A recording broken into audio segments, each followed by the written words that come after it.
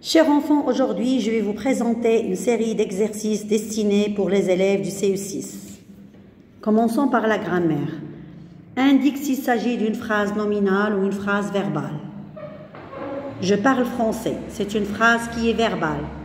Elle contient un verbe parler. Souligne l'adjectif qualificatif et indique sa fonction, épithète ou attribut. Ces filles sont gentilles, adjectif, attribut. Les adjectifs attributs sont placés après les verbes d'état qui sont être, sembler, avoir l'air, demeurer et rester.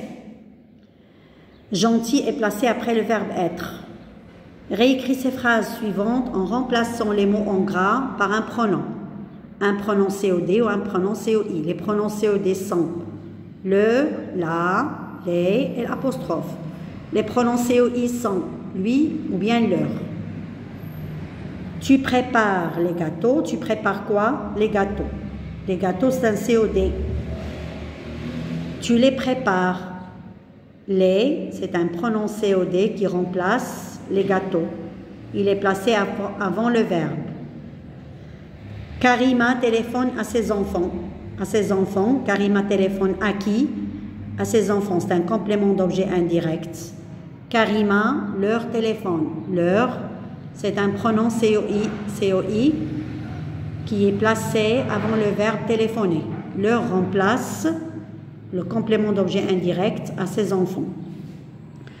Transforme la phrase déclarative suivante en phrase interrogative. Elle reste à la maison. Elle reste à la maison, c'est une phrase déclarative.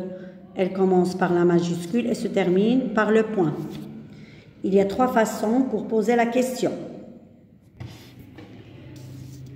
Elle reste à la maison, point d'interrogation. On garde la phrase telle qu'elle est, on ajoute le point d'interrogation.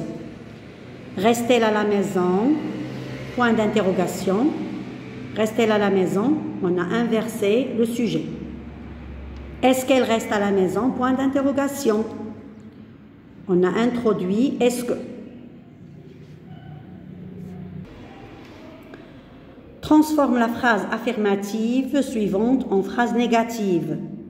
Je dois vérifier les informations. Je ne dois pas vérifier les informations. On a introduit ne pas.